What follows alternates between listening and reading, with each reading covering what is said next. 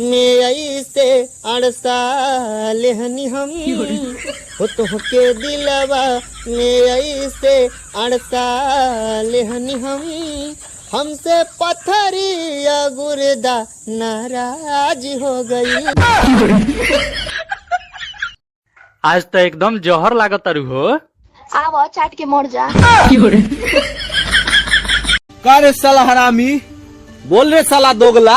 आज ले तो हमरा घर के हाथ ना लगैलस, ते काहे लगैली हस? का उखड़ब, आव फरिया लो। ए भैया झगड़ा छोड़। हे तू क्या हुआ?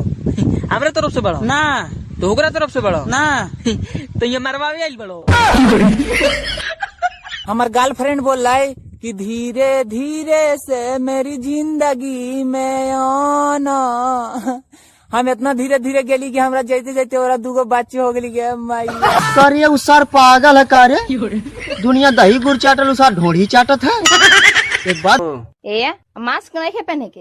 अरे सुना ना, एगो बात कहे के बा। का कहे के बा? पूरा गांव महला बिना मास्क के निकलते नहीं खे। आ इनका तो कुछ बुझाई के ना बा। का कहत रह कह। मैं तुमसे प्यार करता हूँ। झूठ, बिल्कुल झूठ। शर्म आती है मुझे अपने आप पर कि मैंने तुम जैसे दोगले आदमी से प्यार किया।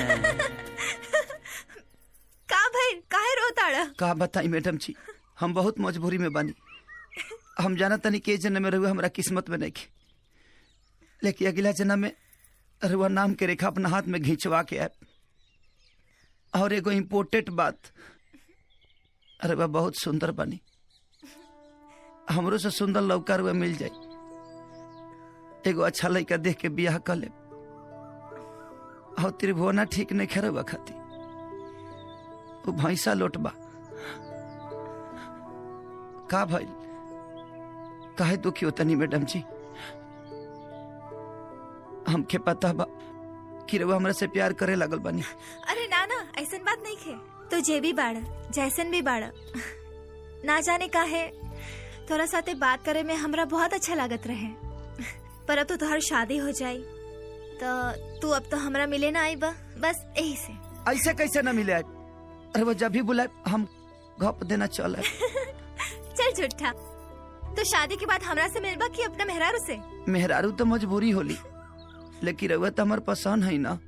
अच्छा अच्छा, अब बस बहुत हो गए। अब घरे जा जल्दी, ना तब पता चली कि दूल्हा के बगैर ही बारात चल गई। जी मैडम जी, हाँ? एगो हमार आखिरी इच्छा पूरा कथी तनी हक दीना। का? हाँ, हाउ हीरो हीरोइन फिल्मिया में अलग होके से पहले हगे लालो ना, और सही रहुआ हक दीना। अच्छा हक चाहिए? हाँ तो ऐसा बोलो ना, हक करी।